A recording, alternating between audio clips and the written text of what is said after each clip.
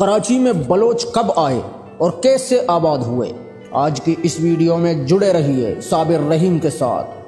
کراچی میں بلوچ کی تاریخ۔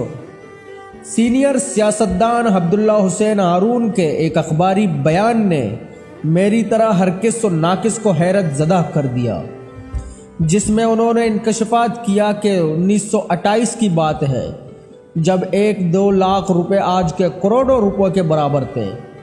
اس وقت حاجی سر عبداللہ ہارون نے انگریز سرکار کو کراچی میں مسلمانوں کے اکثریت دکھانے کے لیے وقت کے میونسپل کمشنر سے لیاری کو 2 لاکھ روپے میں خرید لیا، جس کی رجسٹری آج بھی موجود ہے، اور لیاری میں 2 قوموں بلوچ اور سندھی کچی کو ایک ساتھ لا کر آباد کرنے کے لیے بلوچستان میں سرداروں اور نوابوں سے کئی ملاقاتیں کیے اور بلوچوں کو کراچی لانے پر آمادہ کیا۔ تب لیاری میں مسلمانوں کی اکثریت ثابت ہو گئی تو کراچی پاکستان کے حصے میں آیا، اگرچہ کراچی اور لیاری کی تاریخ کے اوراق اس حوالے سے خاموش ہے، لیکن چونکہ یہ بات سر عبداللہ ہارون کے پوتے عبداللہ حسین ہارون نے کی ہے، جو ایک دم دار شخصیت ہے اور اقوام متحدہ میں پاکستان کے مندوب رہ چکے ہیں، اس لیے تحقیق کرنے والوں کے لیے یہ بات باعث حیرت ہے اور وہ تاریخی دستاویز کو دیکھنا چاہتے ہیں۔ تاریخ کے اوراق بتاتے ہیں کہ کراچی شہر کی بنیاد 1729 کو رکھی گئی، جس وقت یہاں صرف 25 جھوپڑیاں تھیں۔ یہ لوگ ماہی گیر تھے اور مکران کے علاقے کلانچ سے آئے تھے۔ لیاری ندی کے کنارے آباد ہونے والی یہ آبادی لیاری آہستہ آہستہ بڑھتی گئی۔ مکران اور ایران بلوچستان سے ہجرت کر کے لوگ یہاں آباد ہو گئے تھے۔ تاریخ بتاتی ہے کہ کراچی میں بلوچوں کی آمد 3 ادوار پر مشتمل تھی۔ پہلا دور 1725 سے 1770 تک رہا، دوسرا دور 1797 اور تیسرا دور 1830 تھا۔ اس طرح لیاری اور یہاں آباد ہوئے۔ بلوچوں کو 3 صدیاں بیت چکی ہیں۔ آئے تاریخ کے اوراق پلٹتے ہیں۔ 1725 میں کراچی ایک قصبہ کوک کے نام سے جانا جاتا تھا۔ جب ندی کے جنوب میں اور سمندر کے قریب ہونے کی وجہ سے اس کی تجارتی اہمیت ہوتی، لیکن سمندر کے ایک جگہ سے ہٹنے کی وجہ سے یہ بندرگاہ تباہ ہو گئی۔ 1729 میں کراچی بندرگاہ ڈربو کہلایا جانے لگا، جہاں تجارت شاہ بندر، لہری بندر، مسقط، صورت پور بندر اور ملبار بندرگاہ سے کی جاتی تھی۔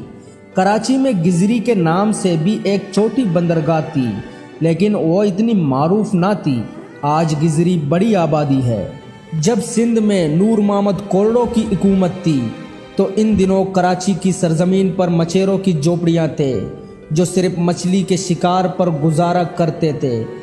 یہاں اس وقت کے قدیم مقامی آبادی مہاڑ بیل اور جوکیا قبائل کی تھی، جو سامان تجارت پر جنگی وصول کرتے تھے۔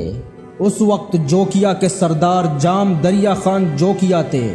جب شاہ بندر بند ہوا تو وہاں کے باسی بھی کلاچی یعنی کہ کراچی میں آ کر آباد ہوئے۔ ان دنوں بلوچستان پر خان آف قلات کی حکومت تھی۔ اس دور میں ایران سے آنے والے بلوچوں کی اکثریت گڈا، منگا پیر، ماڑی پور، ہاکسبے اور دیگر علاقوں میں آباد ہو گئی۔ حاجی خمیسہ عرف خمو یہاں کی سب سے عمر رسیدہ شخصیت تھی۔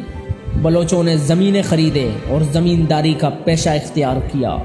اس دور میں زراعت کا پیشہ بھی ایک کاروبار کی حیثیت رکھتا تھا۔ کراچی میں سب سے پہلے بلوچ کلمتی قبیلے سے تھے۔ کلمتی اور جوکیو قبیلے میں قریباً 18 جنگیں ہوئے۔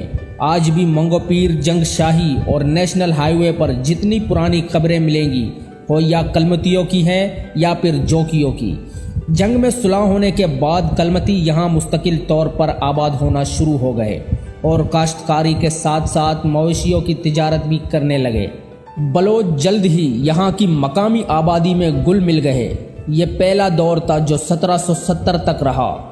دوسرا دور میر خان قلات کا بھائی خان عبداللہ خان سندھ کے کورڑو حاکموں کے ہاتھ قتل ہوا تو کورڑو حکمرانوں نے خون بہا کے طور پر کراچی کی بندرگاہ خان آف قلات کے سپرد کر دی، جس کی وجہ سے اس بندرگاہ کا نام قلاتی بندرگاہ پڑ گیا۔ آگے جا کر اس کا نام کراچی بندرگاہ ہو گیا۔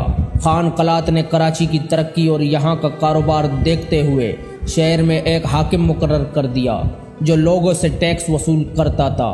کراچی میں کاروباری فضا کو دیکھتے ہوئے مختلف ممالک کے بیوپاری اس بندرگاہ پر آنے لگے۔ تجارت کی وجہ سے یہاں پارسی اور ہندو تاجر پیشہ افراد بھی آباد ہونا شروع ہوئے۔ اس دور میں بلوچستان کے مختلف قبائل جن میں بروہی، گبول، دشتیاری، جدگال وغیرہ بھی شامل تھے کراچی میں آئے۔ کراچی 1797 تک خان آف قلات کے ماتحت رہا۔ اس زمانے میں سندھ کی حکومت کوڑوں کے ہاتھ نکل کر سندھ میں آباد ایک بلوچ قبیلے تالپور کو ملی۔ میر فتح علی خان تالپور نے اپنے 3 بھائیوں سمیت یہاں حکومت کی اور پروگرام بنایا کہ آمدنی بڑھانے کے لیے کسی طرح شہر کراچی پر قبضہ کیا جائے۔ میاں فقیرو نے فوج کے ساتھ دوبارہ کراچی پر حملہ کیا لیکن اسے شکست کا سامنا کرنا پڑا۔ بالآخر میرو نے کراچی پر قبضہ کر کے منوڑا میں ایک چھوٹا سا قلعہ بنایا اور سندھ میں آباد ایک بلوچ قبیلے کے سردار نظامانی کو کراچی کا گورنر مقرر کیا اور اس قلعے کی نگرانی کے لیے کئی ہزار بلوچ مامور کیے۔ کراچی نے اس دور میں بہت ترقی کی۔ تیسرا دور 1839 میں کراچی پر انگریزوں نے قبضہ کر لیا۔ یوں کراچی برطانیہ کے قبضے میں چلا گیا۔ 1843 تک انگریزوں نے پورے سندھ پر قبضہ کر لیا اور برطانوی حکومت نے سر چارلس نیپیر کو سندھ کا پہلا گورنر مقرر کیا جس نے کراچی کو اپنا صدر مقام بنایا۔ اس وقت کراچی کی آبادی صرف 14,000 تھی۔ انگریزوں نے آمد کے بعد کراچی کو ایک منصوبہ بندی کے تحت ترقی دی اور برطانیہ کی فوجی ساز و سامان کی ترسیل کراچی کی بندرگاہ سے ہونے لگی۔ ان دنوں مکران سے بڑی تعداد میں بلوچ کراچی آ کر آباد ہوئے۔ اس کی ایک وجہ مکران میں قطع سالی اور ایرانی بلوچستان میں شاہ ایران کی سپاہیوں کے مظالم تھے۔ وہ کشتیوں اور خشکی کے راستے کراچی آئے اور یہاں آ کر ماہی گیری، کشتی سازی، کھیتی باڑی اور مزدوری کے پیشے اپنائے۔ انگریزوں نے انہیں لیاری میں آباد کیا۔ اس وقت لیاری جنگل، ویران کنڈر اور جنگلی جانوروں کا مسکن تھا۔ 1928 میں جب رضا شاہ پہلوی نے ایرانی بلوچستان پر قبضہ کر لیا تو دشتیار سے بھی بلوچ لیاری کراچی میں آ کر آباد ہوئے۔ کراچی میں تعمیراتی کاموں، سڑکوں، پلوں کی تعمیر، کراچی پورٹ اور ریلوے میں مزدوری کی مانگ کی وجہ سے 19ویں صدی کے آخر اور 20ویں صدی کے شروع میں کئی برسوں تک مختلف بلوچ قبیلے ایران، بلوچستان اور مکران سے آ کر کراچی میں آباد ہوتے رہے۔ اس دور میں تمام محنت طلب کاموں میں بلوچ پیش رہے۔ کراچی میں بلوچ کمیونٹی نے آباد ہونے کے ساتھ ہی سب سے پہلے زمینداری، ماہی گیری اور مال مویشی کی تجارت کا پیشہ اپنایا۔ زمینداری اور ماہی گیری سے جو منافع حاصل ہوتا اس سے وہ زمینیں خریدتے رہے۔ تقسیم سے قبل تک بلوچ کمیونٹی کراچی کے قریباً 60% زمینوں کے مالک بن گئی۔ لال محمد بلوچ کے نام سے منسوب لالو کیت، لیاقت آباد، ناظم آباد، Gulshan Iqbal, Malir, Gadap, Mangho Pir, Landhi, Korangi, industry area, Sharafi Goth, airport, Drigh colony, model colony, ہاک صبح اور ماڑی پور سمیت کئی گوٹوں کے زمینوں کے ملکیت بلوچ کمیونٹی کے پاس تھے جن پر باقاعدگی سے کاشتکاری ہوا کرتی تھی۔ انگریزوں کی آمد کے بعد بلوچ کمیونٹی نے محنت مزدوری کا پیشہ اپنایا اور ماہی گیری کے ساتھ مچھلی کی خرید و فروخت بھی شروع کر دی۔ تقسیم سے قبل تک کراچی کے بلوچ کمیونٹی کے لوگ درج ذیل کاروبار کے بیوپاری تھے۔ فشری میں کشتیوں کے مالکان، مچھلی کی سپلائز، سبزی منڈی میں فروٹ اور سبزیوں کے تجارت، بکرا پڑی میں مال مویشیوں کی تجارت، دودھ، کھجور کے پتوں کی چٹائی، مچھلی کے جال اور ہاتھ سے بنی دیگر چیزوں کی خرید و فروخت، مکانات اور پلوں کی تعمیراتی کی ٹھیکیداری، چمڑے اور اس سے بنی منصوحات کی ایکسپورٹ، خرونوش اور دیگر اجناس کی بیوپاری، ٹرانسپورٹ، تجارت و زمینداری کے علاوہ انہوں نے محنت مزدوری اور درج ذیل ملازمتیں اختیار کیے۔